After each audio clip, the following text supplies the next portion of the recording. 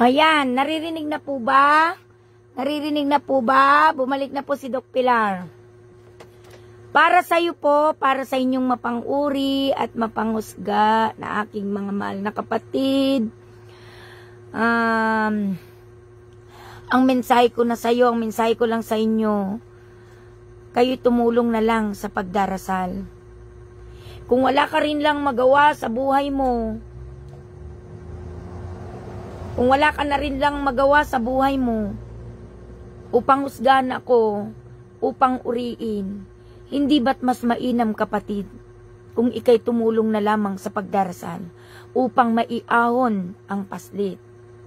At take note, hindi ko sinabing si Joros ang 15 years old, kundi yung ginamit ko na 17 years old, yung sinasabi kong 17 years old ang ginamit ko, na kwan ng TESDA, estudyante ng TESDA.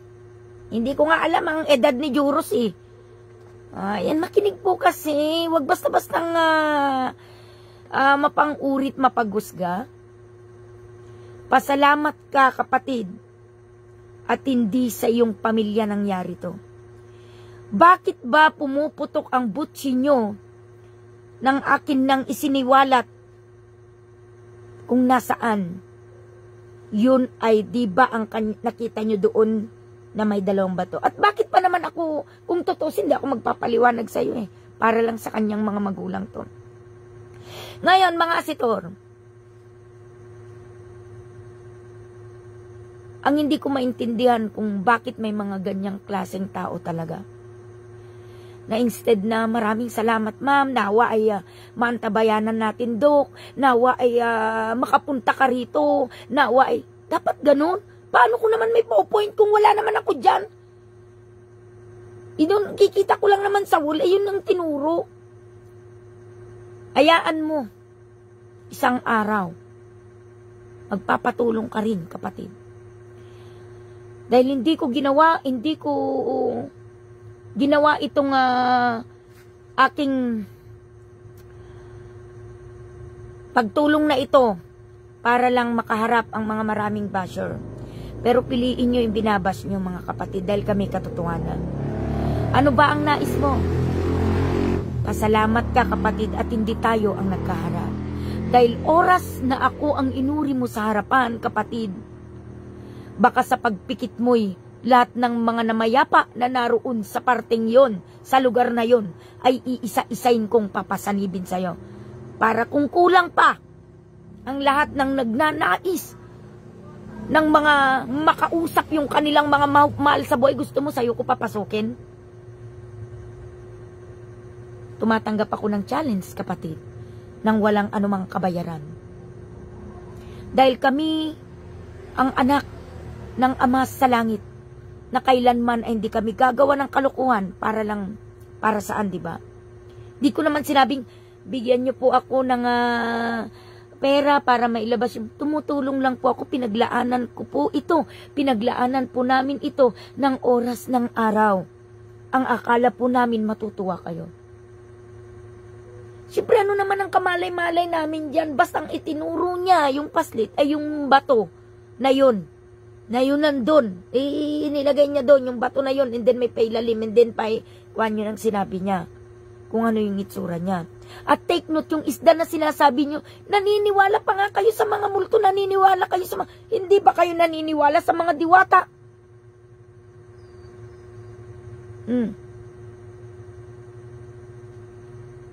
Walang imposible sa ating Ama sa langit. Mga mapang-uri, mapanghusgang, mga mata, at mga bunganga, mga bibig nyo, itikom nyo. Baka isang araw, aking kapatid, yung mga bibig nyo at mga mata nyo ay magbabayad ng inyong pagkakasala. Sapagkat sa kaisipan nang gagaling ang mali. At doon nagkakasala ang isang tao, gayon din ang nilalapitan ng dyablo. Bakit hindi mo ipakita ang tunay mong muka? Natutuwa ka ba na hindi na mahanap? Siguro ikaw yung isa na naiinis sa mga magulang niya. At ikaw ang natutuwa na yung bata ay hindi na makita, na palihim. Bakit ganun ka mag-message? Bakit ganun na lang ang tawa mo? Bakit ganun na lang pang-uuri mo? Bakit ganun na lang ang katanungan mo? Nandamay ka pa. para yung message mo ang mapansin at ikaw ang pagtuunan. Ngayon, yung sinabi mong yun na nakakasakit sa mata, kapag ibinalik sa'yo ng higit pa, ngayon magagalit ka naman sa kanila. Vice versa lang yan, kapatid. Ang laking pasalamat mo ay isa ka rin viewers na umaasa sana. Pero anong ginawa mo? Pumasok ka lang dito sa reels ko, sa videos ko, sa live ko. Ha? Pwede ka namang mag-quit eh. Hindi naman kita niyaya, hindi naman kita in-invite. Ang importante dito, yung mga umaasa na nagmamahal sa bata, yung mga tumutulong, yung mga nagbuwis ng oras at araw para lang makuha yung bata para mahanap. Hindi mo lang naintindihan yun sila. Ang dami mo ng dada, ang dami nyo ng dada. O, kayo din lang naman ang nagchichismisan dyan. Siguro dito pa lang sa media, kapatid, nakikita mo na ang tunay na chismosa. Ang tunay na inggitera. Ang tunay na mapanghusga. Ang tunay na mapanguri. Ngunit tinatanggap pa rin kita, kapatid, na nawa isang araw, maparoon din ako sa inyong baryo. At ipapakita ko sa inyo na katotohanan ng aking tinuturan. Hanapin mo yung live ko na ikaw mismo ang magbibilang kung ilan ang dyablo na nasa likod mo. Yun ang pre-consultation ng isang araw pa yun. Nandun yung live ni Doc Pilar, hanapin mo sa videos, free consultation. Gawin mo yung ginagawa ko at malalaman mo kung ang sarili mo mismo ay mayroon bang nakakubling dyablo na hindi mo namamalayan. Mga kapatid, linisin ang kaisipan, linisin ang puso, upang sa kalangitan ay katanggap-tanggap ka pagdating ng araw. Instead na ikaw ay manguri, kapatid, sa iyong kapwa, wala naman akong ginawang masama sa'yo. Wala naman sigurong masamang ginawa sa'yo yung mga mahal sa buhay ni Joros. At lalong-lalo na, si Joros wala naman sigurong kasalanan sa'yo. Bakit galit na galit ka na noong akin nang isiniwalat na sa kaliwa na sa may malaking bato, hanapin lang yung parang malalim na kuwebang yun na doon. Oh, bakit galit na kayo? Bakit halos awayin mo na? Siguro kung sa mga viewers dyan, baka awayin mo na lahat sila. Mga kapatid, hindi dapat pinagtutuunan ng oras at araw ang klase ng mga taong mabababang ganyan. Kung mabababang ka ang kanilang kaisipan, ang sino man na siyang makikijoin sa kanya, ganun din ang kanilang kaisipan. Sila'y pare-pareho. Ang taong mapagusga, kapatid, daig pa niya ang utak na walang laman. At kayo, kapatid, anuman ang pang-uuri ng bawat isa sa inyo, ng sino mang tao, tanggapin mo na lamang. Sapagkat ang lahat ng pang-uuri at pasakit ng kapwa ay hindi lingid sa ating Ama sa kalangitan, sapagkat ang may mga mabubuting loob ay nakakunek yun sa kalangitan.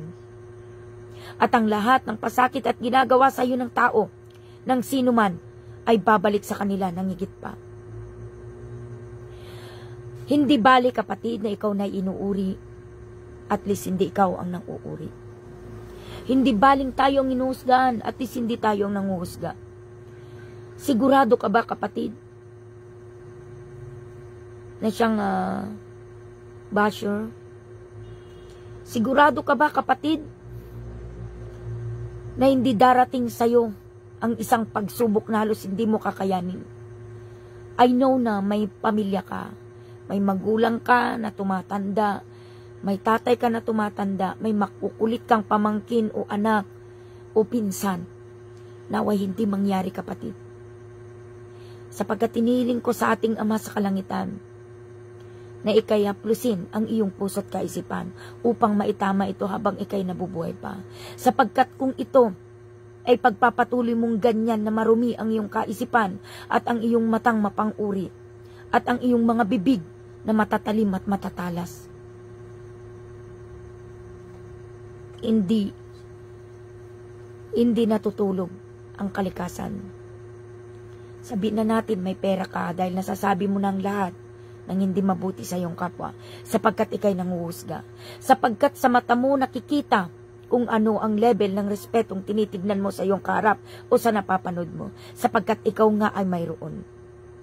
Yan ang nasa inyo, na inyong karangyaan ay hiram nyo lamang sa ating Ama sa Langit, at maaari niya itong kunin anytime, sapagkat galing din sa Kanya. Gayon din ang kalikasan ay wala kang laban. Paano, kapatid? Nang iyong inuuri ay siyang tunay. Wala akong ginagawang mali, wala akong ginagawang masama. Pagdating ng araw, malalaman mo din ang katotohanan. Napakaganda sa puso ang isang maging mabuti, kapatid. Ang maging concern, ang maging may malasakit sa kapwa. Sapagkat kung ikaw ay may malasakit sa kapwa, maraming magmamahal sa iyo, kapatid. Gayon din ang mga banal na anghel sa kalangitan ay siyang magmamahal sa iyo. Ngunit kung ang iyong mga bibig ay matatalas, gayon din ang iyong mga mata, gayon din ang iyong pandinig, gayon din ang iyong katawang mortal ay hindi mo nababatid, kapatid, na mayroong nakasilay sa iyo't nagmamasid lamang. At higit na higit, ang natutuwa sa iyo ay ang mga dyablo sa kailalim-laliman.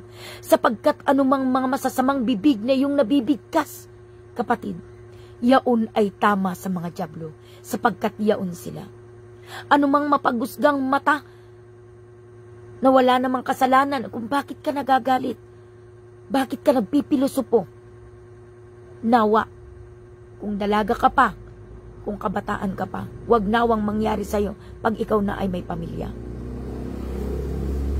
Sapagkat higit na higit, kapatid, masakit ang makarma.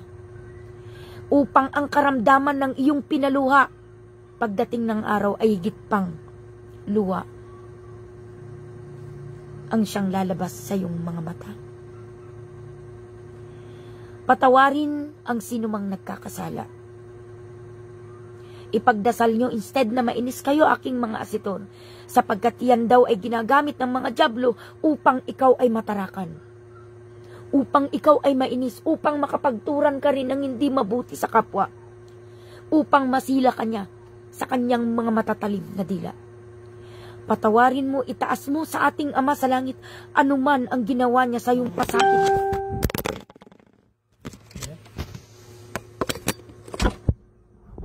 Ano man ang ginawa niyang pasakit, kapatid. Ang ating Ama sa Langit ang siyang bahala. Sapagkat ang kanyang anak na nagtatangis at inaalipusta o lumuluha ay kanyang anak. Ang may malambot na puso na nakakaintindi anuman ang ginagawa sa kanya, anuman ang itinuturan sa kanya, ay anak ng Ama sa Langit. Maraming salamat, kapatid. Yung isang basher dyan,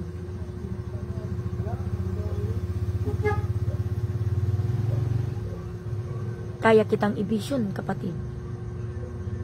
Kaya kitang i-vision. Pasalamat ka, kapatid. At kami may puso, kami may konsensya, kami maawain ng mga spiritual doktor magnito ng Ama sa Langit. Sapagkat kung ang inuri mo ay ang mga katulad namin nga naggagamot dyan na baka bukas di ka na makalakad, kapatid. Sapagkat sa ritual nila, baka hindi mo kayanin. O mga Latin na gagawin nila sa'yo. Pero kapatid, anuman ang iyong itinuran sa akin, anuman ang iyong binato, ay pinapatawad kita. Sapagkat ang ating Ama sa Kalangitan ay lubos na nagpapatawad. At nawa, haplusin ng ating Ama sa Langit ang inyong mga puso. At nawa, wag dito kayo, sapagkat maraming mga mata na umaasa upang hindi na sila madamay o hindi mo sila mahila. sapagkat ang mga diablong itim na kalaban, kayo'y mag-ingat aking mga mahal kong kapatid, sapagkat sila'y nariyan lamang sa inyong dinaraanan. Sila'y nagkakatawang tao upang sila ay makagawa ng ikasusuklam mo, ikagagalit mo para makapasok sila. At sila, habang ikaw ay nagagalit, sila naman ay tuwang-tuwa. Kahabag-habag ang sino mang ginagamit ng mga diablong itim na kalaban, kapatid, sapagkat hindi ka tanggap-tanggap sa kalangitan. Nawa, kapatid. Dahil lang nakikita ko, kapatid, may mga espiritu nang nakalinya sa'yo. Pero, hinihiling ko sa ating Ama sa langit, na naway hindi. Sapagkat kung ikay ginamit nila nito, kapatid, baka mahirap kang imulat ang iyong mata't nakahiga. Ngunit tinataas pa rin kita na naway balutin ka at kabalan pa rin ng ating Ama sa langit ng kaligtasan. Huwag ka nang manghusga. Tumulong ka na lang. Kung kaya mong sumisid dun, sumisid ka na lang. Kung kaya mong magdasal, magdasal ka ng taimtim. Kung gusto mong magbigay ng tulong, magbigay ka ng kahit na inumin lang na tubig doon. Huwag dito. Huwag dito mo ipakita yung gilas mo, kapatid. Yung kakayahan mong manira, kakayahan mong sumila ng mga tao para maakit sila sa kapilosopuan mo, sa kalukuhan ng mga isip mo, para yung masasali doon kawawa naman ang siyang papatol sa'yo. Kapatid, ano? Kaya, nawa, ay ailing natin, pagkakaisa natin, dahil nandito nga rin po kami sa malayo. Dito ko na lang po idinaan. Kung makakalipad nga lang po ako, ipupunto na. Upang gagamit na lang po ako sa isa sa mga nanonood doon upang ituro na mismo. Kung hindi pa kayo kontento dito, pero batid ko naman na makakamit nyo ang katotohanan. Tayo'y magtulungan. Sapagkat ang isa, kapatid, na isang taimtim na pagdarasal ay malaking tulong na yaon upang matulungan natin ang pamilya ng naghihinagpis. Maraming salamat. Inihiling ko sa ating Ama sa langit. Inihiling ko na nawa sa pagsisid o pagpunta paparoon ng mga tumutulong ng mga divers natin o yung mga nasasakupan ng mga ama ng bayang yaon, ang lugar na yon ay makipagkaisa sa pagdarasal. Pastaluan lang po natin ng langit. Pwede lang, kapatid. At pasensya na kayo kung ang aking pag-chat-chat, ang aking pagre-reply sa inyo ay panandalian at okay lamang. Sapagkat sa kasalukuyan sobrang napakarami po ng mga humingi ng tulong. At kung ako man, kapatid, ay mapaparoon sa inyong bayan at ako'y iyong masisilayan, ako ang tinatawag na Jojo Cublasa. Ang tumatawag sa Amang Liwanag sa Kalangitan, sa Amang Hesus sa Kalangitan, na siyang bugtong na anak ng Amang Liwanag sa Kalangitan, at sa lahat-lahat ng mga banal na anghel sa Kalangitan. Yaon po ang aming tamang pagdarasal at tamang pagtawag upang makamtan po namin ang katotohanan. Sapagkat ang isang kailingan kung walang pagdarasal na tama at tunay na may langit, ay mahirap mo itong makamtan. Aking mga kapatid na nariyan sa malalayong lugar, batid ko rin na kayo din po ay umaasa, sapagkat nararamdaman nyo din po ang sakit ng bilang isang ina na siyang mawala o hinahanap mo o umaasa na sana nanawa buhay pa yung kanilang anak. Hindi sila bumibitiw sapagkat ano naman ang inyong ginagawa. Mga kapatid, instead na kahit hindi ka na magdasal, i-share mo na lang ito. At sila na lang makinig kung ayaw mong makinig. yung mga kabataan dyan na nagpipilosopo na isda-isda. Tumatanggap ako ng challenge, kapatid.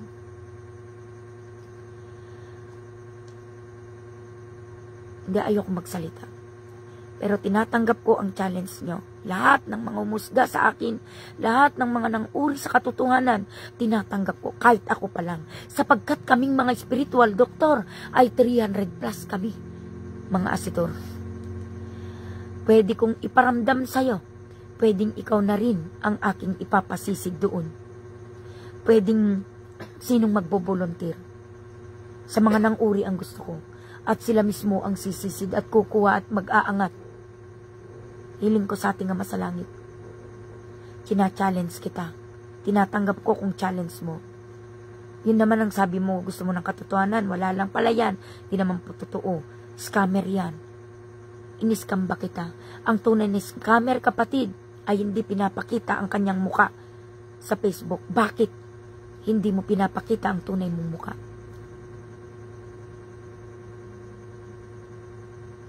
Pasalamat ka, kapatid, at inamin ni Joros Flores na walang nagtulak sa kanya. At baka pag-isipan pa kita ng hindi mabuti sa iyong mga chat, sa iyong mga sinasabing ganyan. Pakiramdaman mo, kahit alaga mo lang na mga hayop ay masakit pa sa kalooban mo kung ito'y nawawala. Higit na higit ang iyong mahal sa buhay. Kahit maraming basher, kapatid, na Aryo Yamashita, ay nawa ang hiling po natin ay hindi mangyari sa kanila pagdating ng araw.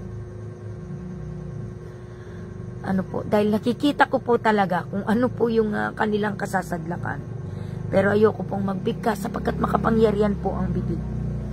At bago ka mag-bash, kapatid, panoorin mo muna yung mga videos ko sa mga nakaraan kung how many years na akong naggagamot.